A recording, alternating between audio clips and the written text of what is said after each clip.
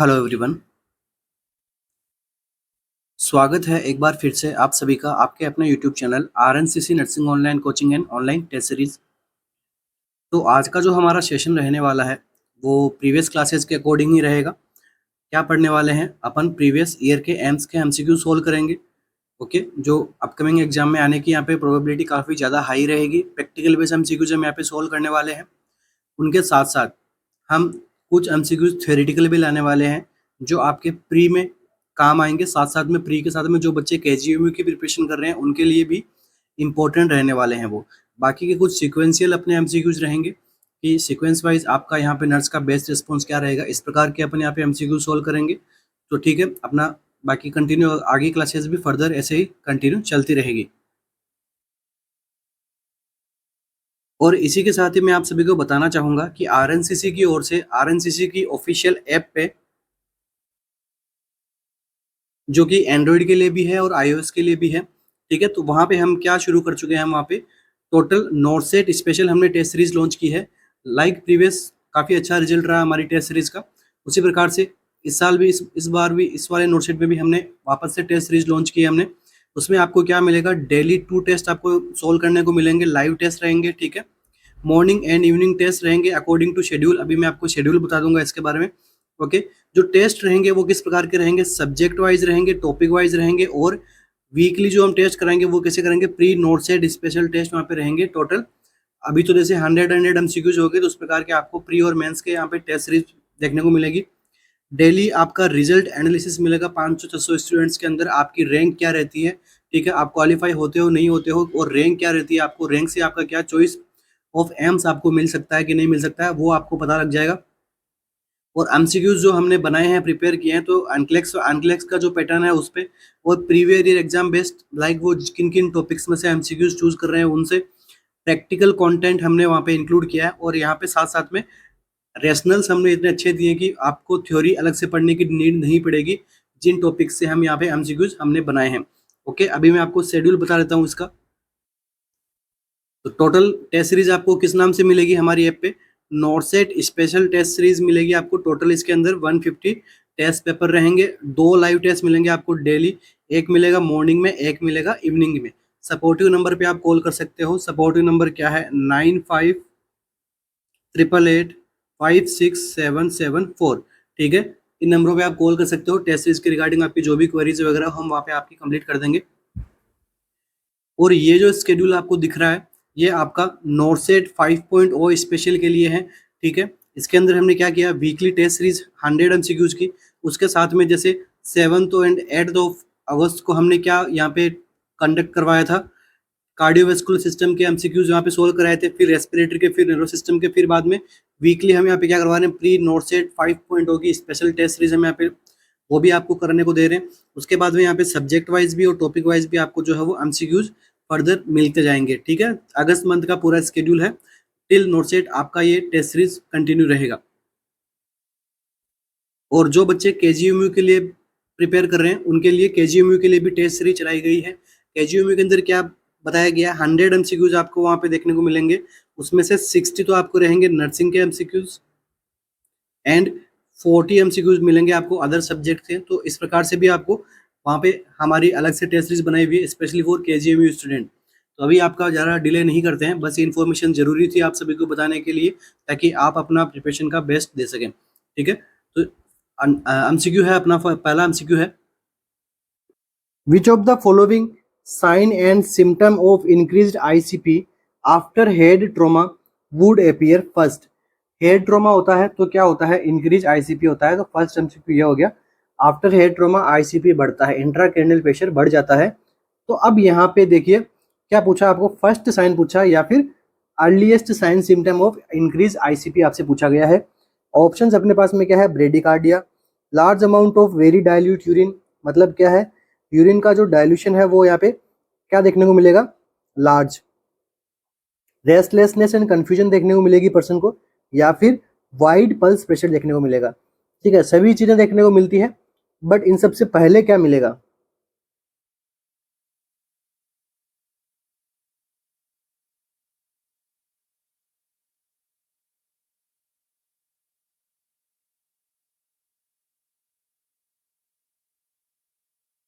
तो देखिए, जब कभी भी आईसीपी बढ़ता है, इंट्राक्रैनियल प्रेशर बढ़ता है, तो सबसे पहले अर्लीस्ट क्या देखने को मिलता है, पेशेंट में रेस्टलेसनेस आ जाएगा और कंफ्यूजन का स्टेट वहाँ पे हो जाएगा, मतलब अनकॉन्शियसनेस वगैरह, ड्राउजीनेस वहाँ पे होना लग जाएगा। ठीक है, तो अपना टॉपिक क्या है आज का, इंक्रीज आईसीपी। तो देखिए, सबसे पहले तो क्या है, नॉर्मल आईसीपी क्या होता है, कितना होता है, तो 5 to 15 mm of Hg is the normal intracranial pressure। अब अगर इसे हम इंक्रीज आईसीपी कब बोलते हैं, जब ये मोर देन 20 mm से लेवल इसका बढ़ जाता है, तो हम क्या बोलते हैं, आईसीपी जो प्रेशर है वो इंक्रीज्ड है। ठीक है, तो अब देखिए इससे क्या क्या कोज हो सकते हैं, बढ़ने के क्या क्या कोज हो सकते हैं। तो मोस्ट कॉमन कोज तो क्या है, ट्रोमा, ट्रोमा के बाद में हेमरेज, हेमरेज के बाद में आप क्या दे सकते हो, हाइड्रोसिफिलस। यहाँ पे क्या हो रहा है, सीएसएफ का एक्सेसिव अमाउंट में क्या हो रहा है, एक्यूमुलेशन हो रहा है या फिर सिक्रेशन हो रहा है। ठीक है, ये अपन कम्युनिकेटिंग हाइड्रोसिफिलिस, डिसकम्युनिकेटिंग हाइड्रोसिफिलिस वगैरह सब मैं पढ़ा दूंगा जब पीडियाट्रिक के कुछ एमसीक्यू सोल्व करवाऊंगा मैं आपके, उसके अंदर अपन पढ़ेंगे हाइड्रोसिफिलिस। सेटिंग आई देखने को मिलेगा, क्रैकपोट साउंड देखने को मिलता है यहाँ पे। ठीक है, और आप क्या देखने को मिलेगा, एडिमा, एडिमा के अंदर भी क्या होता है, आईसीपी बढ़ता है और इन्फ्लामेशन, ये सब चीजें से क्या हो सकता है, आईसीपी बढ़ सकता है। अब बात करते हैं अपन इसके क्लिनिकल फीचर की, कि क्लिनिकल फीचर क्या होता है इंक्रीज्ड आईसीपी का। तो सबसे पहला क्लिनिकल फीचर क्या है, अल्टर्ड लेवल ऑफ कॉन्शियसनेस। सबसे पहला साइन क्या है, Altered level of consciousness. MCQ पूछेगा आपको एग्जामिनर कि most sensitive and earliest indication of increase ICP का क्या है, तो क्या है, अल्टर्ड लेवल ऑफ कॉन्शियसनेस। अब इसके बाद में क्या देखने को मिलेगा आपको, हेडेक देखने को मिलेगा, रेस्पिरेशन नॉर्मल देखने को, अबनॉर्मल देखने को मिलेगा। ठीक है, रेस्पिरेशन अबनॉर्मल देखने को मिलेगा, और क्या देखने को मिलेगा, देखिए वाइड पल्स प्रेशर देखने को मिलेगा। ठीक है, और इसके बाद में क्या देखने को मिलेगा, ब्रेडी कार्डिया देखने को मिलेगा, large amount of very diluted urine देखने को मिलेगा। ठीक है, और क्या देखने को मिलेगा, वोमिटिंग। अब वोमिटिंग से एमसीक्यू बनेगा तो कौन सा बनेगा, देखिए 4 स्टार एमसीक्यू है। वोमिटिंग क्या होगा, earliest sign of increase ICP in newborn. ठीक है, न्यूबॉर्न के अंदर इंक्रीज आईसीपी का अर्लीस्ट साइन क्या है, तो वो क्या होगा, वोमिटिंग। बहुत बार पूछा गया एमसीक्यू है, ध्यान में रखिएगा। एडल्ट में क्या होगा, अल्टर्ड लेवल ऑफ कॉन्शियसनेस, किसमें, एडल्ट में। और बच्चे में भी होगा Altered level of consciousness, but उससे पहले वोमिटिंग वहां पे शुरू हो जाएगी। प्यूपिलरी चेंजेस देखने को मिलेंगे। ये तो हो गए कौन से, अर्ली साइन की बात कर ली अपन। अब हम डिस्कस करेंगे किसके बारे में, लेट साइन।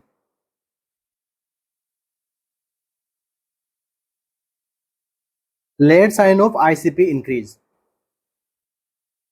अब इसके अंदर क्या देखने को मिलेगा, इंक्रीज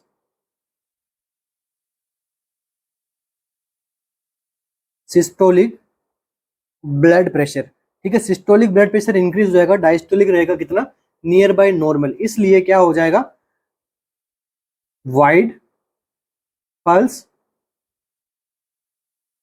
प्रेशर। ठीक है, पल्स प्रेशर क्या हो जाएगा, वाइड हो जाएगा इसकी वजह से, क्योंकि सिस्टोलिक प्रेशर बढ़ रहा है, diastolic near by two normal रहता है, बट सिस्टोलिक प्रेशर यहाँ पे हाई रहता है। तो सेकंड क्या है, वाइड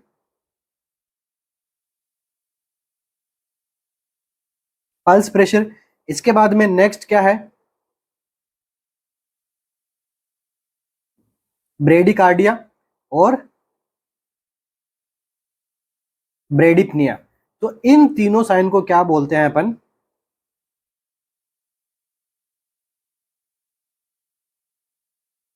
कजिंग ट्राइड। ठीक है, किसको, increase systolic pressure, wide pressure और ब्रेडिपनिया, इन तीनों साइन को मिला के हम क्या कहते हैं, causing tried for increase ICP, या फिर late sign of increase ICP.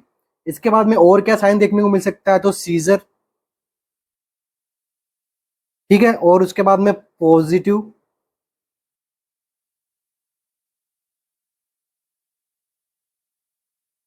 बेबिन्स की रिफ्लेक्स नॉर्मल किस में होता है, बच्चे में। अगर वो बच्चे वाला नॉर्मल रिफ्लेक्स अगर एडल्ट में वो करे तो वो क्या हो जाएगा, पॉजिटिव बेबिन्स की रिफ्लेक्स। मतलब कोई ना कोई न्यूरोलॉजिकल एबनॉर्मलिटी हो गई है एडल्ट के अंदर, अगर वहां पे पॉजिटिव मिले तो। एडल्ट में पॉजिटिव मिलना क्या होता है, प्रॉब्लम होती है। बच्चे में पॉजिटिव मिलना क्या है, नॉर्मल कंडीशन। ठीक है, तो ये ध्यान में रखिएगा। तो पॉजिटिव बेबिन्स की रिफ्लेक्स देखने को मिलेगा और वीकनेस देखने को मिलेगी। तो ये तो बात होगी अपनी कौन सी, साइन एंड सिम्टम की। तो अब बात करेंगे क्या, ट्रीटमेंट। ट्रीटमेंट कैसे करोगे आप, इंक्रीज आईसीपी का। तो ट्रीटमेंट से सबसे पहला एमसीक्यू क्या बनेगा, assess respiration status. Respiration status को आप क्या करोगे, रेगुलरली आपको उसको असेस करके रखना है कि भाई किस प्रकार का रहता है। ब्रेडिपनिया होता है पेशेंट को, तो आपको क्या करना है, ध्यान में रखना है। या फिर ब्रेडिपनिया यहाँ पे नहीं लिख के अपन और क्या अपन काम में ले सकते हैं इनकी जगह, इरेगुलर रेस्पिरेशन। ठीक है, तो जो ब्रेडिकार्डिया, वाइड पल्स प्रेशर और इंक्रीज सिस्टोलिक बीपी, इन सबको क्या बोलते हैं अपन, कजिंग ट्राइड। तो नेक्स्ट आपका करना रेस्पिरेटरी स्टेटस है। तो कभी भी आईसीपी वाले पेशेंट में क्या करना है, कॉन्ट्रा इंडिकेट रखना होता है किसको, मॉर्फिन को। ये क्या करेगी, रेस्पिरेटरी स्टेटस को डाउन कर सकती है। ठीक है, हाइपोक्सिया अकर कर सकती है, इसलिए मॉर्फिन को हमें क्या करना है, अवॉइड रखना है, एडमिनिस्टर नहीं करना होता है। इसके बाद में क्या करना है हमें,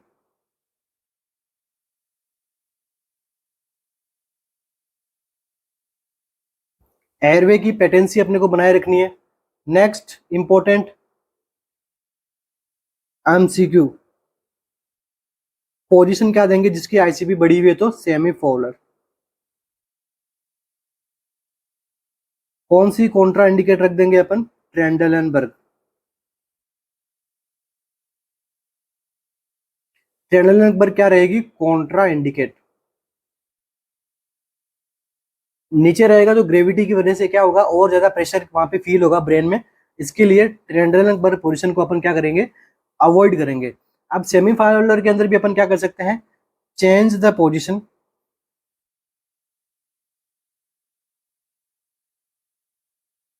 every two hourly. Every two hourly उसको क्या करना है, पोजीशन चेंज करना है आपको। ठीक है, लेटरल साइड में वो थोड़ा ऐसे सुला के उसको फेमी फॉलोअर दे दो। इस प्रकार की पोजीशन अपन उसको प्रोवाइड करवा सकते हैं ताकि एक जगह प्रेशर ना पड़े हेड का। नेक्स्ट आपको क्या ध्यान में रखना है, before given diet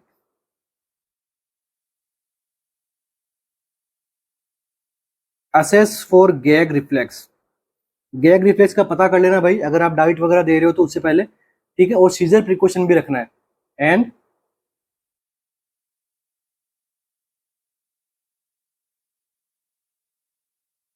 precaution for seizure. तो इस प्रकार से क्या करना है, हमें मैनेजमेंट करना है। अब आप ड्रग क्या दे सकते हो, अगर आईसीपी बढ़ा हुआ है तो आप क्या दे सकते हो, मैनिटोल। ये ऑस्मोटिक डाययूरेटिक का काम करती है और बॉडी से फ्लूइड वॉल्यूम कम करेगी, तो जो है वो सीएसएफ का लेवल भी यहाँ पे क्या देखने को मिलेगा, कम देखने को मिलेगा। और जो है वो प्रेशर भी नॉर्मल हो जाएगा। इसके बाद में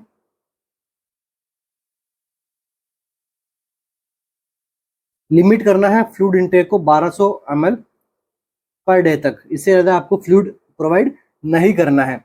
स्ट्रेनिंग एक्टिविटीज जैसे कफिंग, स्नीजिंग को इनको अवॉइड करना है। इसके बाद में वाल्सल्वा मैन्यूवर को अवॉइड करना है।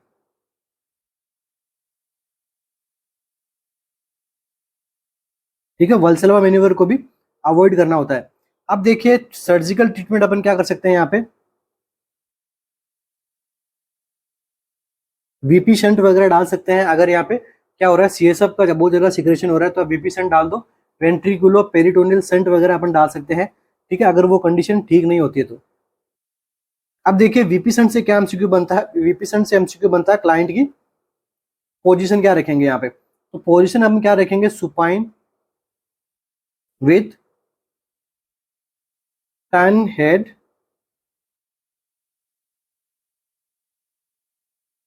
Toward to not surgery. ठीक है, जिस साइड में सर्जरी नहीं हो रही होती है उस साइड में अपन क्या करते हैं, हेड को टर्न कर सकते हैं अपन। ठीक है, ध्यान में रखना। ओके, ताकि वो वीपी सेंट है वो वहाँ पे अपने, अगर अपन जिस साइड में सर्जरी है उस साइड में ऐड कर देंगे तो हो सकता है वीपी सेंट का डिस्लोजमेंट हो जाए अपनी जगह से, वो हिल जाए, ठीक है। और जो है आपको संट फेलियर ध्यान में रखना। संट फेलियर किस प्रकार ध्यान रखोगे, अगर संट जो है वो फेल होगा तो क्या होगा, आईसीपी वो वापस कैसा हो जाएगा, बढ़ जाएगा।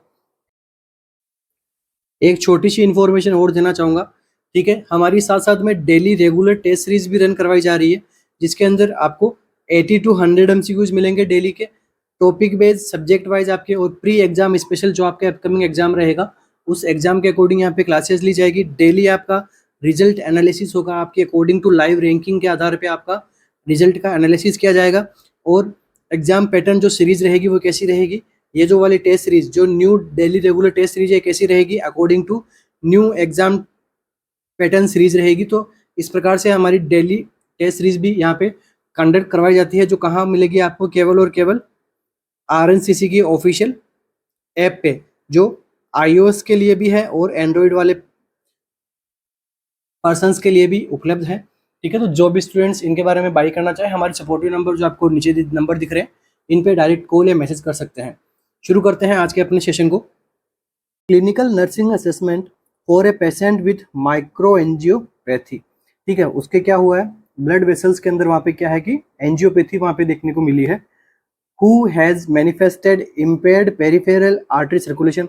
अब इस एंजियोपैथी की वजह से यहाँ पे क्या देखने को मिलेगा, मतलब माइक्रोवेस्कुलर वहाँ पे क्या हो गया, डिस्टर्ब वहाँ पे देखने को मिली है, जिसकी वजह से क्या है, पेरिफेरल आर्टरी के अंदर क्या देखने को मिला है, जो सर्कुलेशन होता है वो क्या हो गया, इम्पेयर्ड हो गया है। Include all of the following except. अब जब सर्कुलेशन इम्पेयर्ड होगा तो आपको कौन कौन से ऑप्शन देखने को मिलेंगे, एक को छोड़ के। क्वेश्चन में क्या पूछा गया है, एक्सेप्ट, ठीक है, ऐसा आपको थोड़ा ध्यान में रखना है। तो देखिए ऑप्शंस क्या है अपने पास में, integumentary inspection for the presence of brown spot on the lower extremities. आपको क्या करना है, स्किन का आपको क्या करना है, इंस्पेक्शन करना है, क्या देखने के लिए कि जो जिनके अंदर माइक्रो एंजियोपैथी या फिर पेरिफेरल आर्टरी सर्कुलेशन में इंपेयरमेंट होता है, तो वहाँ पे स्किन के ऊपर आपको ब्राउनिश स्पॉट्स देखने को मिलेंगे, ठीक है। वो भी स्पेशली कहाँ की, लोअर एक्सट्रीमिटी की, क्योंकि पेरिफेरल आर्टरीज वगैरह कहाँ पे होती है, ठीक है, अपने डिस्टल पार्ट के अंदर अपने मोस्टली पेरिफेरल और जो माइक्रो सर्कुलेशन आपने वहाँ पे होता है।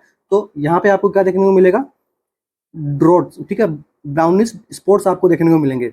Next, observation for painless of the lower extremity. अब जब यहाँ पे ब्लड सर्कुलेशन पूरा नहीं होगा तो वहाँ पे क्या हो सकता है, न्यूरोपैथी हो सकती है, ठीक है। न्यूरोपैथी की वजह से आपका देखने को मिल सकता है, सॉरी न्यूरोपैथी नहीं, पेनलेस है यहाँ पे, ठीक है। पेनलेस, आपको वहाँ के जो ब्लड सर्कुलेशन डिस्टर्ब होगा तो वहाँ का जो कलर भी है वो कैसा हो जाएगा, डल हो जाएगा, पेल हो जाएगा, ठीक है। और साथ साथ में ब्लड सर्कुलेशन नहीं होगा तो क्या, ब्लड वेसल्स के डिस्ट्रक्शन होगा, जो नर्व सप्लाई है वो भी वहाँ की डिस्टर्ब होती है, ठीक है। तो नमनेस भी देखने को मिलती है, बट यहाँ पे क्या है, पेलनेस, ठीक है। अगर यहाँ पे पेनलेस होता तो वो भी यहाँ पे अपना करेक्ट रहता, ठीक है। मतलब अपने को क्या याद करना है, एक्सेप्ट पूछना है, बाकी ऑप्शन करेक्ट है एक को छोड़ के। Observation for blanching of the feet after the legs are elevated for 60 second. जब आप लेग्स को एलिवेट करोगे 60 सेकेंड के लिए, तब आपको क्या देखने को मिलेगा, फीट्स के अंदर आपका देखने को ब्लैंचिंग देखने को मिलेगी। या फिर palpate for increased pulse volume in the arteries of the lower extremity. या फिर आप जब जो लेग को है, डिस्टल जो एक्सट्रीमिटीज को है, ठीक है, उनको आप पाल्पेट करोगे तो आपको फील होगा कि इंक्रीज पल्स वॉल्यूम वहाँ पे दिख रहा है। पल्स वॉल्यूम का मतलब क्या हो रहा है, ब्लड सप्लाई वहाँ पे इंक्रीज देखने को मिली है, वो भी कहाँ पे, आर्टरीज में of the lower extremity. Lower extremities की आर्टरीज में ब्लड सप्लाई बड़ी हुई देखने को मिली। क्या ये आपने को मिलेगा, देखिए क्वेश्चन में क्या पूछा है, इम्पेयर्ड हो गया क्या, पेरिफेरल आर्टरी सर्कुलेशन। अब जब पेरिफेरल आर्टरी सर्कुलेशन होता है तो ये ऑप्शन नंबर डी कभी भी यहाँ पे करेक्ट नहीं मिलेगा, ठीक है। यहाँ पे क्या सर्कुलेशन इंपेयरमेंट हुआ है तो आपने इंक्रीज प्लस पल्स वॉल्यूम आपको कैसे दिखवा, डिक्रीज देखने को मिलेगा, इंक्रीज नहीं देखने को मिलेगा। तो अपना करेक्ट आंसर कौन सा हो गया, option number D. Next MCQ अपना, the nurse expect that a type 1 diabetic may receive how much of his or her morning dose of insulin pre-operatively। एक पेशेंट है जिसका ऑपरेशन होना है, तो देखिए ऑपरेशन से पहले वाले टाइम को अपन क्या कहते हैं, प्री ऑपरेटिवली। ऑपरेशन के ड्यूरेशन में ऑपरेशन होता है और ऑपरेशन के बाद में हम जो होगा उसको हम क्या कहते हैं, पोस्ट ऑप, ठीक है, पोस्ट ऑपरेटिवली। तो यहाँ पे क्या कहा गया कि एक जो नर्स है वो क्या एक्सपेक्ट करती है कि एक जो डायबिटिक पेशेंट अपने पास में और उसका क्या सर्जरी होनी है, तो उससे पहले वो कितनी इंसुलिन की डोज ले सकेगी मॉर्निंग डोज में, ठीक है। मॉर्निंग डोज में अगर उसका इंसुलिन रिक्वायर्ड है तो कितना डोज लेगा इंसुलिन का, मतलब कंप्लीट डोज का। अगर कंप्लीट डोज 100% है लाइक वो 10 यूनिट इंसुलिन लेता है डेली मॉर्निंग में। अब उसका क्या होना है, सर्जरी होनी है उस दिन पे, तो अब 10 यूनिट की जगह कितना लेगा, ये आपसे एमसीक्यू पूछा गया है। ऑप्शंस अपने पास में क्या है, 10 to 20%, 25 to 40%, 50 to 60% या फिर 85 to 90%, कितना परसेंट है जो वो इंसुलिन लेगा, कंज्यूम करेगा।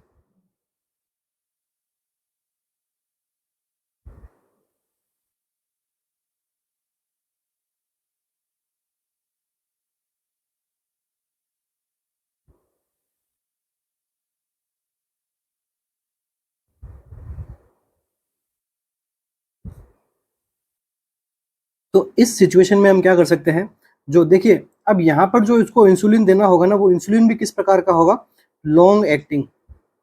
अब लॉन्ग एक्टिंग इंसुलिन कौन सा होता है, ग्लार्गिन, ठीक है। अब जो है वो इसका डोज कितना लेगा, अगर शॉर्ट एक्टिंग का तो यहाँ पे काम ही नहीं करेगा, शॉर्ट एक्टिंग तो ऑपरेशन से पहले ही यहाँ पे जो है वो ग्लूकोज के लेवल को कम कर देगा और वापस ग्लूकोज का लेवल बढ़ जाएगा, ठीक है। एक ऑप्टिमम ग्लूकोज का लेवल मेंटेन होना जरूरी होता है during surgery for metabolic needs,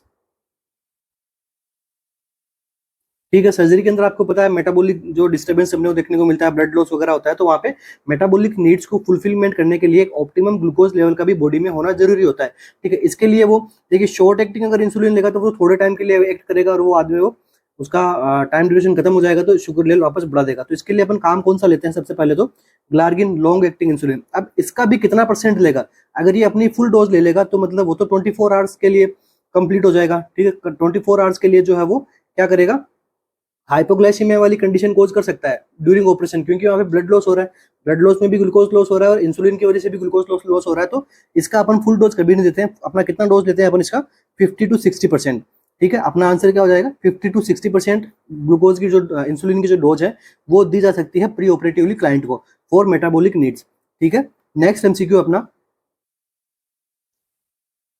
A male nurse is providing a bedtime snacks for his patient, ठीक है। एक मेल नर्स है, वो क्या कर रही है, बेड टाइम स्नैक्स प्रोवाइड कर रही है पेशेंट को।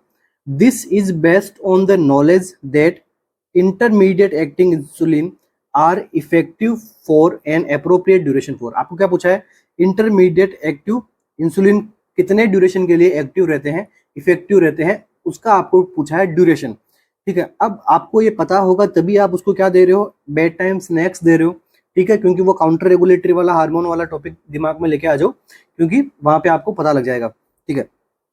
ऑप्शंस क्या है अपने पास में, 6 to 8 hours, 10 to 14 hours, 14 to 18 hours या फिर 24 to 28 आवर्स, ठीक है। ये एमसीक्यू सारे एमसीक्यू एम्स के अंदर पूछे हुए हैं, कोई भी ऐसा एमसीक्यू रैंडम एमसीक्यू नहीं है, ठीक है। तो कितना है वो इंटरमीडिएट एक्टिंग इंसुलिन का इफेक्टिवनेस कितने टाइम तक रहता है, ये एग्जाम में पूछा गया था। तो क्या रहेगा इसका करेक्ट आंसर,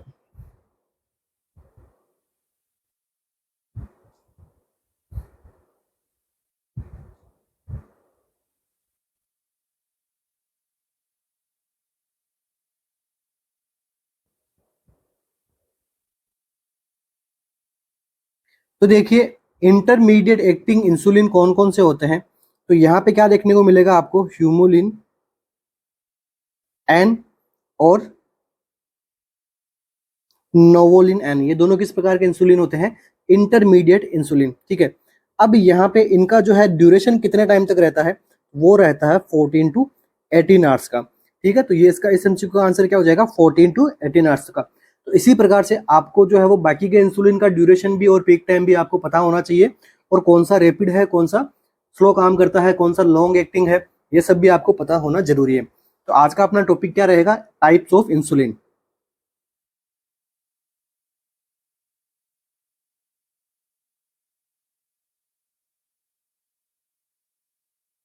तो देखिए सबसे पहले जो टाइप आएगा वो क्या है, रैपिड। ऐसा इंसुलिन जो क्या करेगा, रैपिड एक्टिंग होता है, जल्दी से जल्दी अपना काम करता है।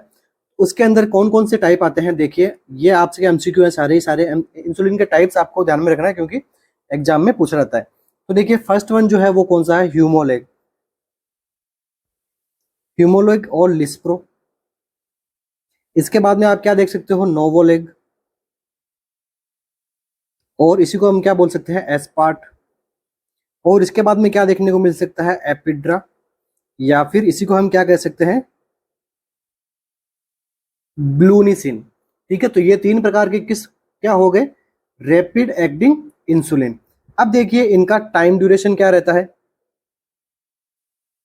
तो देखिए फर्स्ट में यहाँ पे लिख रहा हूँ ऑनसेट, उसके बाद में लिख रहा हूँ मैं पीक टाइम, उसके बाद में मैं लिख रहा हूँ ड्यूरेशन।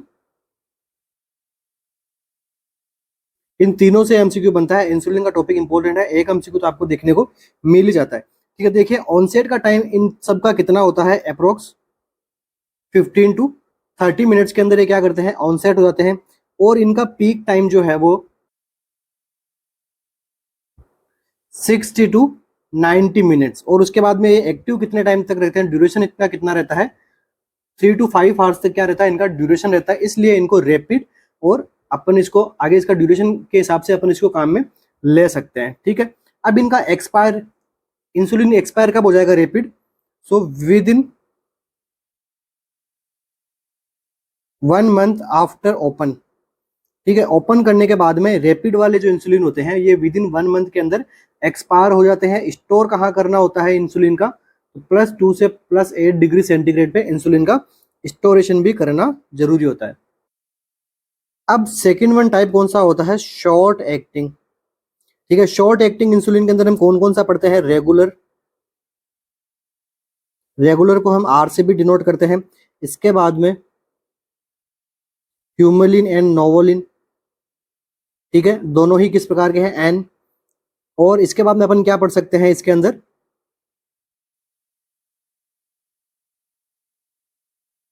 वेलोसुलिन। ठीक है, ये नई नई कंपनी है जो इंसुलिन बनाती है। तो मेनली अपना कौन सा है, रेगुलर इंसुलिन, ह्यूमोलिन इंसुलिन, इनसे एमसीक्यू बनते हैं। तो इनका देखिए ऑनसेट का टाइम ड्यूरेशन कितना रहता है, 30 to 60 मिनट्स ऑनसेट। एंड इनका पीक टाइम रहता है 2 to 5 आवर अप्रोक्स। ठीक है, ऐसा नहीं कि भाई अगर रेंज पूछते हैं, ठीक है, जनरली एग्जाम में एग्जैक्ट पूछेंगे तो इनका बीच का आंसर अपने को ले लेना है। ठीक है, अब इसके बाद में इनका पीक ड्यूरेशन वो है वो कितना रहता है, 6 to 8 आवर्स का इनका क्या रहता है, ड्यूरेशन रहता है। ठीक है, इनसे अगर एमसीक्यू पूछे तो आपको ध्यान में रखना है। इसके बाद में टाइप थर्ड कौन सा आता है, इंटरमीडिएट, इंटरमीडिएट इंसुलिन। ठीक है, इसके अंदर क्या पढ़ते हैं अपन, एनपीएच और दूसरा लेंटे। ठीक है, एनपीएच को एन से अपन डिस्कस डिनोट करते हैं, लेंटे को एल से। ठीक है, अब इसके अंदर जो क्या है, लेंटे का ऑनसेट का टाइम कितना है, 1 to 2 आवर्स, एंड लेंटे का कितना होता है, 1 to 1.5 आवर्स के पास में। ठीक है, अब इनका जो ड्यूरेशन है, पीक ड्यूरेशन है, वो भी यहाँ पे चेंज देखने को मिलेगा। तो 4 to 12 आवर्स का अपना रहता है इसका पीक ड्यूरेशन, ये एग्जाम में पूछा गया है। इसके बाद में इसके अंदर लेंटे का कितना रहता है, 3 to 10 आवर्स। ठीक है, कोई भी एक याद रख लीजिए, दोनों में से आपको थोड़ा आइडिया हो जाएगा कि हाँ दोनों इंटरमीडिएट है, तो अप्रोक्सीमेटली 4 से 10 घंटे तो ये काम करेंगे करेंगे, इनका पीक टाइम रहेगा। इसके बाद में इनका ड्यूरेशन कितना रहता है, 18 to 24 आवर्स, दोनों का इसका ड्यूरेशन देखने को मिलता है। नेक्स्ट वन कौन सा आता है, लॉन्ग एक्टिंग। ऐसे इंसुलिन जो क्या करते हैं, लंबे टाइम तक एक्ट करते रहते हैं। तो यहाँ पे कौन सा देखने को मिलता है, लेंटस या फिर ग्लार्गिन। ठीक है, लेंटस या ग्लार्गिन या फिर डेटेमिर, ये इनका एग्जाम्पल है। ये आपको सभी को ध्यान में होना जरूरी है कि शॉर्ट एक्टिंग कौन सा है, रैपिड कौन सा है, इंटरमीडिएट कौन सा है और लॉन्ग एक्टिंग कौन सा है। ये भले चीजें ध्यान में रहे ना रहे, आपको इतना तो पता होना जरूरी है, ताकि तभी आप शॉर्ट एक्टिंग का पता लगा पाओगे। बाद में ऑनसेट एंड ड्यूरेशन आपको अपने आप पता लग जाएगा नाम से कि ये शॉर्ट है, तो हाँ इतना इसका एग्जाम्पल, इसका एक ड्यूरेशन हो सकता है। बाकी के ऑप्शंस को आपको नेग्लेक्ट करते हुए आप अपना आंसर निकाल सकते हो। तो अब बात करते हैं इनके पीक टाइम ऑनसेट की। तो इनका जो ऑनसेट का टाइम होता है लेंटस का, तो वो होता है 1 to 1.5 आवर्स का। ठीक है, इसके बाद में इनका पीक टाइम जो है वो कितना रहता है, 10 to 20 आवर्स का इसका पीक टाइम हमें देखने को मिलता है। और इसका जो टाइम ड्यूरेशन है वो कितना रहता है, 20 to 24 आवर्स का इसका टाइम ड्यूरेशन देखने को मिलता है। नेक्स्ट आप पढ़ेंगे तो वो क्या पढ़ेंगे, प्री मिक्स्ड, ये एक नई कैटेगरी है, प्री मिक्स्ड इंसुलिन। ठीक है, इसके अंदर हम क्या पढ़ते हैं, ह्यूमोलिन 30/70, मतलब 2 प्रकार के इंसुलिन को बना के इंसुलिन बनता है। ठीक है, नोवोलिन, ह्यूमालोग। ठीक है, तो इस प्रकार से इंसुलिन बनता है, वो क्या है, प्री मिक्स्ड। इनका आपको टाइम ड्यूरेशन वगैरह अभी तक एग्जाम में नहीं पूछा गया है। तो ये टॉपिक हो गया अपना कौन सा, इंसुलिन टाइप्स, ठीक है। बाकी मैंने इंसुलिन के बारे में आपको एमसीक्यू बताया था, कितने गोज की नीडल काम में लेते हैं, तो 25 से 26 गोज की नीडल अपन काम में लेते हैं। कुछ बुक्स में 25 दिया हुआ है, कुछ में 26 है। तो एग्जाम में आपको देखना है ऑप्शंस के अंदर कौन सा आपको करेक्ट मानना है, ठीक है। 25 है, 26 नहीं है तो 25 मान लेना। इस प्रकार से अपन कर सकते हैं, ठीक है। स्टोर कहाँ पे रखना होता है इंसुलिन को, ये भी आपको पता हो गया होगा, ठीक है। रूम टेम्परेचर भी रखते हैं कुछ इंसुलिन को, बट मेनली स्टोर कहाँ रखते हैं, 2 to 8 डिग्री सेंटीग्रेड पे, ठंडी जगह पे। नेक्स्ट एमसीक्यू अपना, A nurse is preparing a plan of care for a client with diabetic mellitus who has hyperglycemia. एक नर्स क्या करेगी, प्लान ऑफ केयर यहाँ पे प्रिपेयर कर रही है क्लाइंट के लिए, जो क्लाइंट को क्या है, हाइपरग्लाइसीमिया है और डायबिटिक मेलिटस है। The priority nursing diagnosis would be, तो क्या होगा, देखिए, high risk for deficient fluid volume, यहाँ पे उसकी फ्लूइड वॉल्यूम है वो कम रहेगी, इसके लिए बनाएगी। Deficient knowledge, disease process and treatment, या फिर imbalance nutrition less than body requirement, या फिर डिसेबल्ड फैमिली कोपिंग कॉम्प्रोमाइज्ड। क्या रहेगा इसका correct answer?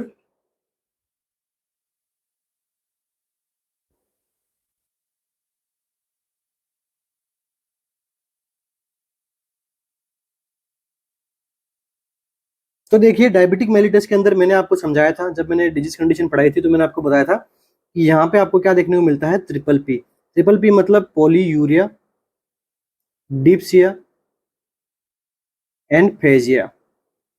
Excessive urine output करेगा, एक्सेसिव थ्रस्ट लगेगी, और एक्सेसिव फेजिया मतलब उसको ईटिंग ज्यादा करने की इसका मन करेगा, ठीक है। तो ऐसे कंडीशन किस में, डायबिटिक मेलिटस में। अब जब एक्सेसिव यूरिन आउटपुट होगा बॉडी में, तो क्या होगा, बॉडी को हाइपोवोलेमिया। तो यहाँ पे अपन क्या करेगा, high risk for patient, high risk for deficit fluid volume is the correct answer. तो देखिए, पोलियूरिया क्यों होता है, जब ग्लूकोज का अमाउंट ब्लड के अंदर ज्यादा रहेगा तो ब्लड कैसा हो जाएगा, कंसंट्रेट। तो ये किस तरह से एक्ट करेगा, ऑस्मोटिक डायूरेटिक की तरह, ठीक है। ये किडनी पे किस प्रकार एक्ट करेगा, ऑस्मोटिक डायूरेटिक की। अब डायूरेटिक क्या काम करते हैं, एक्सेसिव यूरिन आउटपुट करवाते हैं ग्लूकोज को बाहर निकालने के लिए। जो एक्सेसिव ग्लूकोज है उसको यहाँ पे क्या एक्ट करेगी, एक्सेसिव ग्लूकोज को बाहर निकालने के लिए क्या करेगी, ज्यादा से ज्यादा यूरिन आउटपुट करेगा, ठीक है पेशेंट। अब जब यूरिन आउटपुट करेगा तो पेशेंट को क्या होगा, बॉडी के अंदर फ्लूइड वॉल्यूम की कमी आएगी, तो क्या हो सकता है पर्सन को, डिहाइड्रेशन। अब डिहाइड्रेशन भी एक हाई रिस्क है कंडीशन है, हाइपोवोलेमिया डिहाइड्रेशन हो सकता है। तो ये क्या है, high risk for deficient fluid volume is the correct answer. Next MCQ अपना, a client arrives in the emergency department with an ischemic stroke, ठीक है। एक क्लाइंट है जो इमरजेंसी डिपार्टमेंट में लाया गया है, उसको क्या हुआ है, इस्चेमिक स्ट्रोक की कंडीशन वहां पे देखने को मिली है। And receive tissue plasminogen activator TPA administration, और उसको क्या किया गया, टीपीए का एडमिनिस्ट्रेशन दिया गया है। Which is the priority nursing assessment. अब एडमिनिस्ट्रेशन देने के बाद में क्या प्रायोरिटी नर्सिंग असेसमेंट रहेगा, time of onset of current stroke. अभी स्ट्रोक का टाइम आपको पता होना चाहिए एडमिनिस्ट्रेशन के लिए, असेसमेंट के लिए, ठीक है। Complete physical and history, patient क्या कंप्लीट फिजिकल हिस्ट्री देखोगे, करंट मेडिकेशन क्या ले रहा है वो पेशेंट वो देखोगे, या फिर अपकमिंग सर्जिकल प्रोसीजर को आप देखोगे। क्या दे रहे हो आप उसको, टिश्यू प्लाज्मिनोजन एक्टिवेटर देना है उसको, और आप क्या असेस करोगे, क्या रहेगा अपना करेक्ट आंसर। तो देखिए, टिश्यू प्लाज्मिनोजन एक्टिवेटर ये किस प्रकार की ड्रग है, ठीक है, थ्रोम्बोलाइटिक, या फिर अपन इसको कह सकते हैं डिजोल ब्लड क्लॉट्स। अब ब्लड क्लॉट्स होता है तो उसको क्या कर सकता है, ये डिजोल्व कर सकता है, ठीक है। अब देखिए, डिजोल्व करना है ब्लड क्लॉट को, तो ये अपन कब देंगे इसको, एज अर्ली एज पॉसिबल। तो ये बेस्ट टाइम फॉर एक्शन, ये एमसीक्यू बना हुआ है, ये भी एमसीक्यू बना हुआ है। तो best time for action of TPA is less than 3 hours, ठीक है। अगर 3 घंटे के अंदर अंदर दे दिया गया है तो एकदम एक्यूरेट है, अच्छा रिस्पॉन्स आएगा। या फिर इसको हम दे सकते हैं 3 to 6 आवर्स भी, अगर रेंज में पूछे तो आपको 3 to 6 आवर्स, बट अगर बेस्ट आंसर पूछना है तो लेस देन 3 आवर्स के अंदर ये इफेक्टिवली वर्क करता है और इफेक्टिवली थ्रोम्बस को डिजोल्व भी कर सकता है। इसलिए time of onset of current stroke is the most and priority assessment रहेगा टिश्यू प्लाज्मिन एक्टिवेटर आपका करना है, उसको एडमिनिस्टर करना है, उसके लिए आपको टाइम का पता होना जरूरी है, क्योंकि 6 घंटे के बाद में तो ये ड्रग कोई काम करेगी नहीं, डिजोल्व कर देगी, बट तब तक पेशेंट को बचा पाना थोड़ा मुश्किल हो जाएगा, थोड़ा क्रिटिकल हो जाएगा। ठीक है, इसके लिए यहाँ पे टाइम जरूरी होता है। अब देखिए आज का अपना टॉपिक क्या है, स्ट्रोक। स्ट्रोक को ही हम क्या बोलते हैं, सेरेब्रो वैस्कुलर एक्सीडेंट। अब देखिए इसका क्या मतलब होता है, condition in which the cerebral circulation is deficit, cerebral blood flow जो वो डेफिसिट हो जाएगा, और ये क्या लीड करेगा, नीड न्यूरोलॉजिकल फंक्शन डिक्रीज कर देगा, बॉडी के न्यूरोलॉजी के फंक्शन भी क्या कर देगा, डेफिसिट कर देगा, डिक्रीज कर देगा। इसकी वजह से क्या होगा, सेरेब्रल एनोक्सिया, मतलब क्या हो गया, ऑक्सीजन की वहां पे जो है वो एकदम डिक्रीज हो गई, ब्लड सर्कुलेशन डिस्टर्ब हो गया। तो अब अगर cerebral anoxia longer than 10 minutes cause cerebral infarction, infraction का मतलब tissue injury, it is reversible condition, वो भी कैसी, इरिवर्सिबल। ठीक है, नॉट क्योर, ये एक प्रकार का एक बार का अगर नर्वस टिश्यू अगर डैमेज हो गया तो उसको अपन वापस से हील नहीं कर सकते, इसलिए ये किस प्रकार की है, इरिवर्सिबल। ठीक है, इरिवर्सिबल चेंजेस आते हैं, और क्या लीड कर सकता है, सेरेब्रल एडिमा को भी ये क्या करता है, लीड करता है। ठीक है, एडिमा से आगे जाके क्लोटिंग वगैरह भी होने के चांसेस बढ़ जाते हैं। अब इसके पढ़ते हैं अपन क्या, कोज। कोज क्या छोटा सा टॉपिक है बट इंपॉर्टेंट टॉपिक है, नर्सिंग रेस्पॉन्सिबिलिटी से एमसीक्यू बनता है, तो जिस प्रकार से मैं आपको पढ़ा रहा हूँ उस प्रकार से आप अपनी नर्सिंग रेस्पॉन्सिबिलिटी बना सकते हैं। ठीक है, उसमें आपको देखो प्रायोरिटी मैनेजमेंट करना आपको आना चाहिए। ठीक है, प्रायोरिटी मैनेज आपको तभी कर पाओगे जब आपको थोड़ा बहुत डिजीज के बारे में नॉलेज होगा कि किस प्रकार से बढ़ती है, किस प्रकार से हार्म पहुंचाती है पेशेंट को। तो हार्म जिस प्रकार से पहुंचाते हैं उसी प्रकार से आपको क्या करना है, प्रायोरिटी मैनेजमेंट करना है। ठीक है, अब देखिए कोज क्या क्या हो सकता है, तो thrombosis is the most common cause. Thrombosis यहाँ पे क्या है, मोस्ट कॉमन। इसके बाद में क्या देख सकते हैं अपन, एम्बोलिज्म, इसके बाद में हेमरेज। ठीक है, अब इसके रिस्क फैक्टर की बात करें तो क्या हो सकते हैं, एथेरोस्क्लेरोसिस, हाइपरटेंशन, एंटीकोगुलेशन थेरेपी। अब आप पूछोगे एंटीकोगुलेशन थेरेपी दे रहे हैं तो फिर थ्रोम्बोस कैसे होगा, अगर ब्लीडिंग हो जाएगी और एंटीकोगुलेशन थेरेपी अगर कंटिन्यू चल रही है तो वो ब्लीडिंग रुकेगी नहीं, क्या लीड कर देगा, हेमरेज को लीड कर देगा, जिसकी वजह से भी हेमरेज फिर एक जगह जाके इकट्ठा होगा तो वो तो अपने आप ही थक्का बनाएगा, ब्लड वेसल्स में थक्का नहीं बनेगा मगर बॉडी में एक्सटर्नल टिश्यू के अंदर तो थक्का बन सकता है रक्त का। ठीक है, इसके बाद में आप क्या देख सकते हो, डायबिटिक मेलिटस में क्या क्या बताया मैंने आपको, न्यूरोपैथी वगैरह कंडीशन देखने को मिलती है, ब्लड वेसल्स जो है वो फ्रेजिल वीक होती है। ठीक है, इसके बाद में स्ट्रेस, अगर आप ज़्यादा स्ट्रेस लोगे तो भी आपको स्ट्रोक हो सकता है। और देखिए क्या है, ओरल कॉन्ट्रासेप्टिव पिल्स। ठीक है, तो ये इस प्रकार ये इसके क्या है, रिस्क फैक्टर है।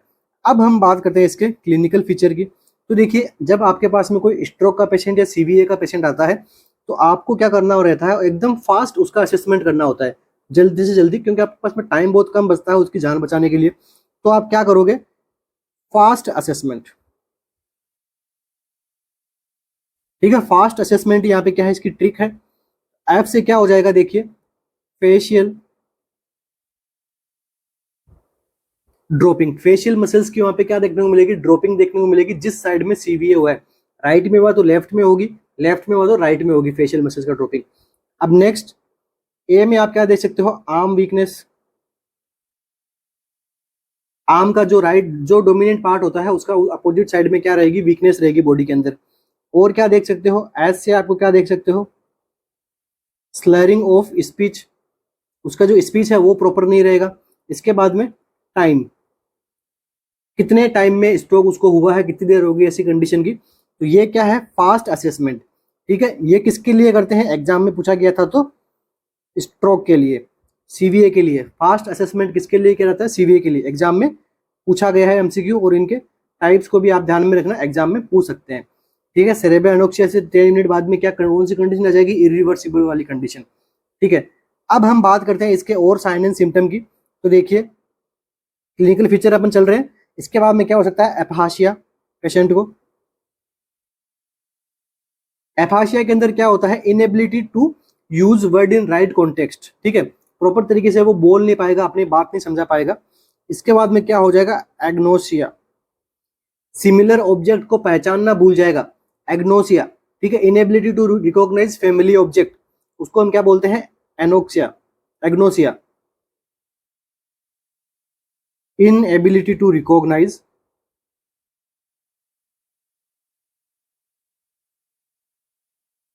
Family object. ठीक है, इसके बाद में क्या देखने को मिलेगा, एप्राक्सिया,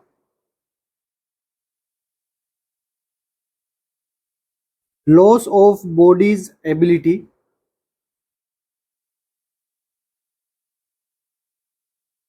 to carry out skilled movement. जो हम हमारे मूवमेंट होते हैं, फाइन मूवमेंट होते हैं, वो अपन नहीं कर पाएंगे अच्छी तरीके से, या फिर बॉडी के मूवमेंट, गेस्चर। ठीक है, गेस्चर या बॉडी का जो पोस्चर है उसको हम मेंटेन नहीं कर पाएंगे। ठीक है, तो मतलब फिजिकल इनएबिलिटी का आना मतलब क्या कहलाता है, एप्रेक्सिया। इसके बाद में देखिए और क्या साइन देखने को मिलेगा, हेमिनोप्सिया।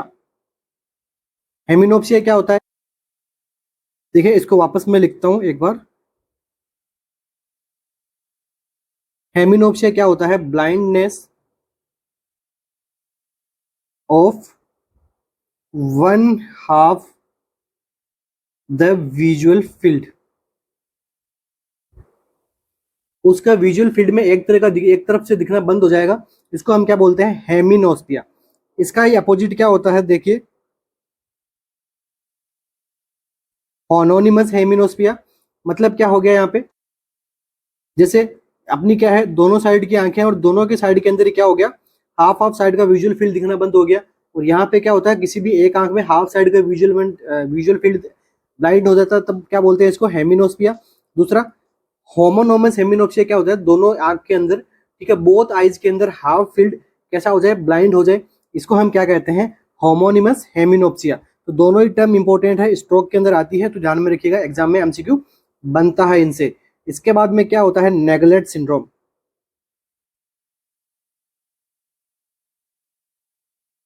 नेगलेक्ट सिंड्रोम में क्या होता है, देखिए unaware about clients paralysed body. ठीक है, जिस क्लाइंट के अंदर स्ट्रोक होता है उसमें क्या देखने को मिलता है, नेगलेक्ट सिंड्रोम। ठीक है, जिस साइड में स्ट्रोक हुआ उसके अपोजिट साइड की बॉडी क्या हो जाएगी, पैरालिसिस। अब उसको उसका पता ही नहीं चलेगा कि उसकी बॉडी है कि नहीं है, मतलब नेगलेक्ट करेगा वो उसको। ठीक है, इसके अंदर यूनिलेटरल नेगलेक्ट और बाइलेटरल नेगलेक्ट दोनों आता है। इसके बाद में देखिए क्या है, अल्टर्ड पोजीशन वगैरह, ये सब चीजें, वैक्सी फ्लेक्सिबिलिटी चीजें देखने को मिल सकती है स्ट्रोक वाले केस में। अब हम बात करते हैं क्या, ट्रीटमेंट। ट्रीटमेंट में अपन क्या देंगे, थ्रोम्बोटिक स्ट्रोक को अपन किस तरीके से ट्रीट कर सकते हैं, टीपीएस से अपन ट्रीट कर सकते हैं। और अपन क्या दे सकते हैं यहाँ पे, ब्लड प्रेशर को मेंटेन करने के लिए अपन एंटी हाइपरटेंसिव ड्रग दे सकते हैं। ठीक है, एंटी प्लेटिलेट दे सकते हैं, ताकि जो ब्लड का जो क्लॉट ना बने। उसके बाद में देखिए यहाँ पे अपन क्या कर सकते हैं, सर्जरी भी परफॉर्म कर सकते हैं। इस सर्जरी का नाम एक बार एम्स में पूछा जा चुका है, इसको हम क्या बोलते हैं,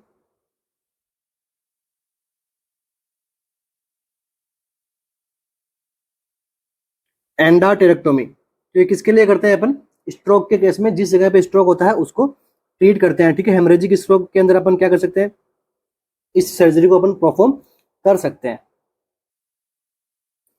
तो देखिए टीपीए अपन कितना दे सकते हैं पेशेंट को, 0.9 mg/kg के हिसाब से अपन इसको टीपीए की स्टार्टिंग डोज अपन दे सकते हैं। और इसको मैक्स डोज इसकी कितनी दे सकते हैं, 25 mg तक। ठीक है, जिसके अंदर ये एज अर्ली एज पॉसिबल हमें क्या करना होता है, पेशेंट को देना होता है। ठीक है, प्राइमरी आउटकम के लिए अपन क्या स्टार्टिंग डोज क्या रखेंगे, 0.9 mg पर केजी के हिसाब से अपन क्या रहते हैं, टिश्यू प्लाज्मिनोजन एक्टिवेटर यहाँ पे परफॉर्म करते हैं, एडमिनिस्टर करते हैं पेशेंट के अंदर। तो ये अपना टॉपिक कौन सा हो गया, स्ट्रोक का। छोटा टॉपिक है मगर अपना इंपॉर्टेंट है, ठीक है, ध्यान में रखिएगा क्या क्या कंडीशन यहाँ पे देखने को मिल सकती है। नेक्स्ट एमसीक्यू अपना, during the first 24 hour after thrombolytic therapy for ischaemic stroke, ठीक है, इस्चेमिक स्ट्रोक के अंदर आपको मैंने बताया था थ्रोम्बोटिक जो स्ट्रोक वगैरह ये सब जिसके अंदर आता है, the primary goal is to control the client. अब जो आपने थ्रोम्बोलाइटिक थेरेपी दी है स्ट्रोक के अंदर, अब इसका प्राइमरी गोल क्या है, पल्स का चेक करोगे आप, रेस्पिरेशन को अच्छा करने के लिए, ब्लड प्रेशर को अच्छा करने के लिए, या फिर टेम्परेचर को अच्छा करने के लिए, किस प्राइमरी गोल से जो है आप टीपीए प्रोवाइड कराते हैं पेशेंट को।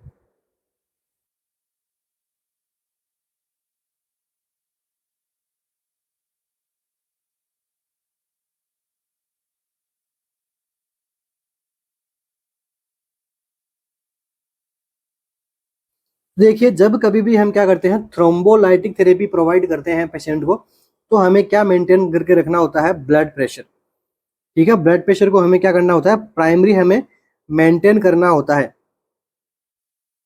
क्योंकि देखिए इस्चेमिक हेमरेज के अंदर क्या, इस्चेमिक जब स्ट्रोक आता है तो अपन ने क्या पढ़ते हैं, अपन यहाँ पे क्लोटिंग वगैरह बन जाती है, तो अपन क्या करते हैं यहाँ पे थ्रोम्बोलाइटिक थेरेपी देते हैं। अब थ्रोम्बोलाइटिक थेरेपी की क्या कॉम्प्लिकेशन होती है, देखिए हेमरेज, ठीक है, हेमरेज होता है। अब इस हेमरेज को बचाने के लिए क्या करना होता है, हाइपरटेंशन को हमें कंट्रोल में करना होता है, मतलब ब्लड प्रेशर को हमें क्या रखना है, कंट्रोल में रखना है। क्योंकि अगर हेमरेज अगर करवा दिया, ब्लड प्रेशर भी हाई हो गया, तो वापस से क्या हो सकता है, स्ट्रोक हो सकता है पेशेंट को। तो हेमरेज से प्रिवेंट करने के लिए हम क्या करेंगे, ब्लड प्रेशर को मेंटेन करके रखेंगे, और काफी क्रिटिकल होता है ब्लड प्रेशर को मेंटेन करके रखना इन पेशेंट्स के अंदर, ठीक है। तो अपना प्रायोरिटी आंसर क्या जाएगा, blood pressure. Next MCQ, what is the priority nursing assessment in the first 24 hour after admission of the client with thrombotic stroke। एक क्लाइंट को स्ट्रोक हुआ है, कौन किस प्रकार का है, थ्रोम्बोटिक। अब यहाँ पे प्रायोरिटी नर्सिंग असेसमेंट क्या होगा, वो भी किसमें, फर्स्ट 24 आवर के बाद में, स्ट्रोक के फर्स्ट 24 आवर में आपको क्या प्रायोरिटी असेसमेंट देखना है, कोलेस्ट्रॉल लेवल देखोगे, प्यूपिल साइज एंड प्यूपिलरी रेस्पॉन्स देखोगे, बोवेल साउंड देखोगे, या फिर उसका ईसीजी देखोगे।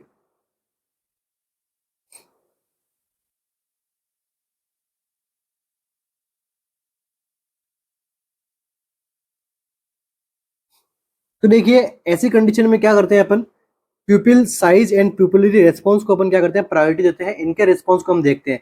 क्योंकि अगर स्ट्रोक होता है तो सीधा सीधा किसका अफेक्ट करती है, क्रेनियल नर्व को ही अफेक्ट करेगा। अब क्रेनियल नर्व के अफेक्ट ना करे इसके लिए हम क्या पता लगाएंगे, भाई प्यूपिल साइज अगर वो सब नॉर्मल तरीके से एक्ट कर रही है, प्यूपिलरी रेस्पॉन्स अच्छा आ रहा है, तो मतलब क्या क्रेनियल नर्व अच्छी है, कोई जरा घबराने वाली बात है नहीं, ठीक है। अब इसीलिए अपन क्या करते हैं, प्रायोरिटी अपन क्या असेसमेंट करेंगे यहाँ पे, ठीक है, प्यूपिल साइज का एंड प्यूपिल रेस्पॉन्स का। अब देखिए तो pupil size and pupil response अपन कौन सी नर्व से अपन पता लगा सकते हैं, ओक्यूलो मोटार नर्व से, ठीक है। ओक्यूलो मोटार कौन कितने नंबर की होती है, थर्ड नर्व, ठीक है। इस प्रकार से अपने ओक्यूलो मोटार नर्व का भी पता लगेगा, क्रेनियल नर्व्स का भी पता लगेगा, और जो है वो स्ट्रोक के केस में प्यूपिल साइज वगैरह ये सब चीजें इंपॉर्टेंट होती है, इन्हीं को अपना प्रायोरिटी असेसमेंट रखते हुए अपना अपना काम करना होता है। Next MCQ, which of the following symptom may occur with the phenytoin level of 32 mg per dl।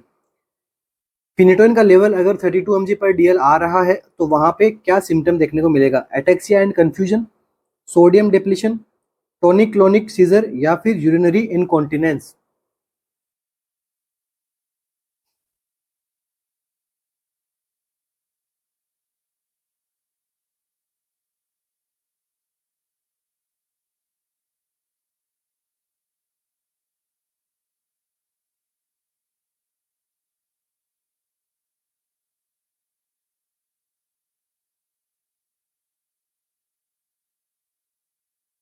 तो देखिए अपना यहाँ पे करेक्ट आंसर क्या रहेगा, ऑप्शन नंबर ए।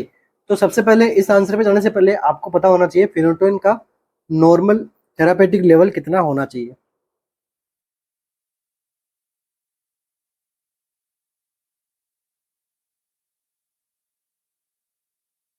तो ये कितना होना चाहिए, 10 टू 20 mg पर डीएल, ठीक है। ये भी एमसीक्यू पूछा गया है, 10 टू 20 mg पर डीएल अपना थेरेपेटिक लेवल होना चाहिए फिनेटोइन का। अब 32 तो यहाँ पे काफी हाई लेवल की टॉक्सिसिटी आ जाती है, ठीक है। अब टॉक्सिसिटी के अंदर क्या साइन सिम्टम अपनी प्रायोरिटी रहेगी, एटेक्सिया एंड कंफ्यूजन। यहाँ पे सेरेब्रल टॉक्सिसिटी अपन डिनोट करें, लाइक जिस प्रकार से टॉक्सिसिटी बढ़ती है उस प्रकार से सीवियरिटी भी बढ़ती जाती है, ठीक है। अगर यहाँ से 20 से 25 के लेवल पे अलग सिस्टम को डिफाइन, अलग सिस्टम को अफेक्ट करता है, इस प्रकार से मोर देन 30 के ऊपर आपको क्या करेगा, ब्रेन को अफेक्ट करना शुरू हो जाएगी, और यहाँ पे क्या देखने को मिलेगा आपको, एटेक्सिया एंड कंफ्यूजन। बाकी आप क्या देख सकते हो, पेशेंट के अंदर नेस्टिग्मा देख सकते हो, स्पीच प्रॉब्लम देख सकते हो, वॉमिटिंग देख सकते हो, लिथार्जी कंडीशन देख सकते हो। बाकी जो कॉमन प्रॉब्लम्स होती है ये सब चीजें आप देख सकते हो। अब देखिए फिनोटोइन की टॉक्सिसिटी से और भी एमसीक्यू बनते हैं, तो इसके लिए आपके लिए एक क्या है, एक मिनोमिक है जिसको हम क्या बोलते हैं, हॉट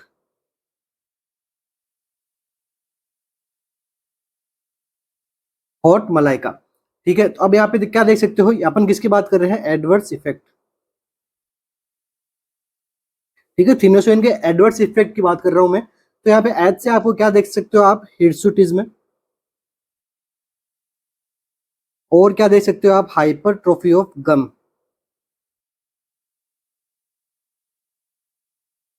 ठीक है। इस सिम्टम के अलावा और क्या सिम्टम देखने को मिलते हैं, और यहाँ से भी एमसीक्यू बनता है, like digoxin, lithium, magnesium sulphate, antipsychotic drugs, phenytoin, ठीक है, और एंटीबायोटिक्स। इसके बाद में जो ब्लड प्रेशर को कंट्रोल करने वाली ड्रग्स, इनसे एमसीक्यू बनते हैं एग्जाम के अंदर। मैं वन बाय वन कवर करवा दूंगा, ठीक है। ये अपना फोर्थ ड्रग है फिनेटोइन, जिसको हम कवर कर रहे हैं। बाकी लिथियम, एंटीसाइकोटिक, एंटीमेनिक वगैरह और डिजोक्सिन वगैरह मैंने कंप्लीट करवा दिए। हाइपरट्रोफी करवा देगी गम की। ओ से क्या करवा सकती है, देखिए ओस्टियोमलेशिया। टी से क्या करवा देगी, टेरेटोजेनेसिटी। एम से क्या करवाती है, मेगालोब्लास्टिक एनीमिया।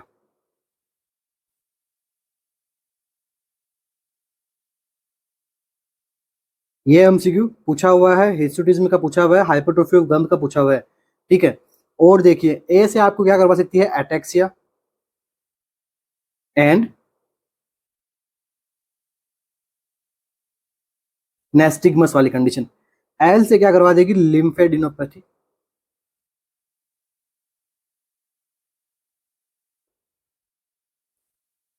आई से ये क्या करवा देगी, inhibit release of insulin.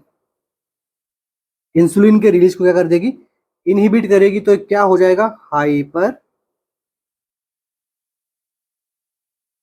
Glycemia. Nursing priority से एमसीक्यू बन सकता है। क्या असेस करोगे, तो हाइपरग्लाइसेमिया को असेस करोगे, क्योंकि फिनेटोइन क्या करती है, इंसुलिन के सिक्रेशन को इनहिबिट कर देती है।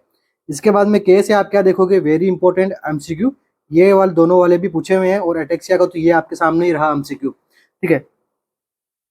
के से क्या हो जाएगा, विटामिन के की क्या करवाती है, डिफिशियंसी करवाती है, ब्लड प्रॉब्लम हो सकती है फिनोटोइन से, हाइपरट्रोफी ऑफ गम हो जाएगी, बाद में ब्लीडिंग आना शुरू हो जाएगा, ठीक है। उसके बाद में देखिए ए से अगेन क्या करवा देगी, एरिथमिया।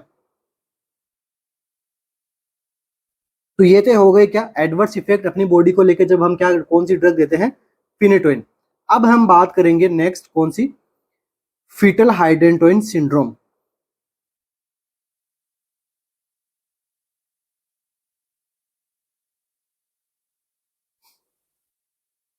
कौन सी ड्रग की वजह से होता है, तो फिनेटोइन की वजह से। इंपॉर्टेंट एमसीक्यू है, बहुत बार पूछा गया है।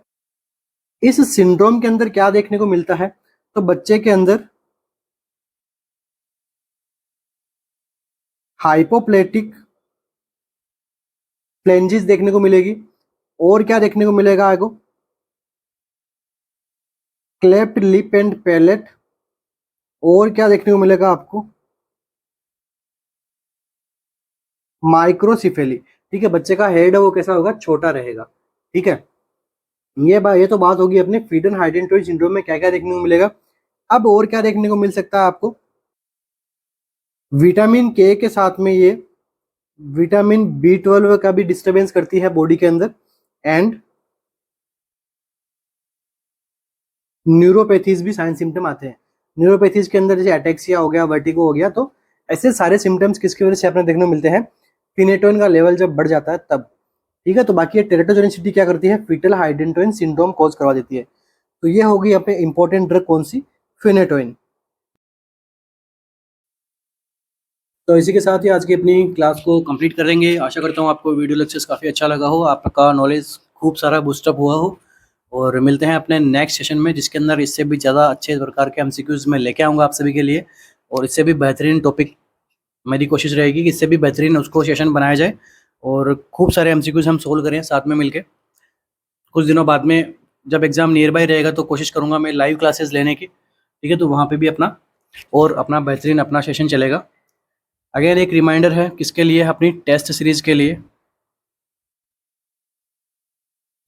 क्या रिमाइंडर है, टेस्ट सीरीज़ किसके लिए, केजीएमयू के लिए, क्योंकि अभी केजीएमयू के जो फॉर्म अब शुरू होने वाले हैं आपके, ठीक है, तो अब ज़्यादा देरी नहीं है, विद इन 1 वीक या 2 वीक मैक्स है, केजीएमयू जो है वो फॉर्म आपसे भरवा लेगा, ठीक है, और एग्जाम भी बाद में जल्दी ही करवाएगा, ठीक है। तो हो सकता है नोट सेट और केजीएमयू आपके पास पास में देखने को मिले, तो आपके लिए अच्छा है, दोनों के लिए प्रिपरेशन काम आएगी, ठीक है।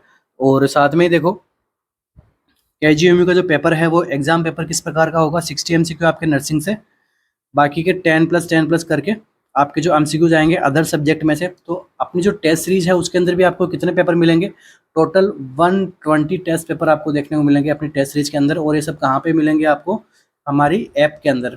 तो आई ऐप जो है वो कहाँ पे है, प्ले स्टोर पे भी है और iOS के ऊपर भी है। तो जिनके पास में आईफोन है, ठीक है, जो अमीर लोग हैं उनके आईफोन है तो वो iOS पे डाउनलोड कर सकते हैं, टेस्ट सीरीज दे सकते हैं अपने, ठीक है।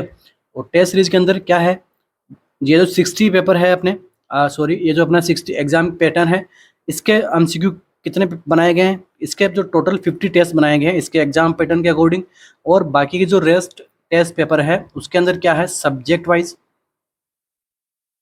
टॉपिक वाइज जो है वो आपको टेस्ट मिलेंगे, ठीक है। तो टोटल 120 टेस्ट पेपर है, प्राइस भी हमने इसकी एकदम अफोर्डेबल रखे थे, ठीक है, क्योंकि हम भी कभी स्टूडेंट थे, हम भी कभी पढ़ते थे, ठीक है। तो हमें पता है कि भाई स्टूडेंट जो है वो किस प्रकार से फैमिली को आपको एक टाइम बाद में जो क्या होता है कि फैमिली से भी पैसे लेना अच्छा नहीं लगता, क्योंकि वो टाइम हो चुका होता है कुछ बच्चों का, ठीक है। तो कोई बात नहीं, अफोर्डेबल रेंज है। तो बाकी कुछ भी डाउट्स वगैरह हो प्राइस से या फिर टेस्ट सीरीज से, तो नीचे आपको सपोर्टिव नंबर दे रखे हैं, तो इससे आप बात कर सकते हैं सर से, और इन आप मैसेज छोड़िए, अगर बिजी हैं तो आपको उसका रिप्लाई जरूर मिलेगा कुछ टाइम के अंदर ही। तो wish you all the best for your exams, for your preparations. Thank you so much RNCC के साथ जुड़ने के लिए। मिलते हैं अपने नेक्स्ट सेशन में। Thank you.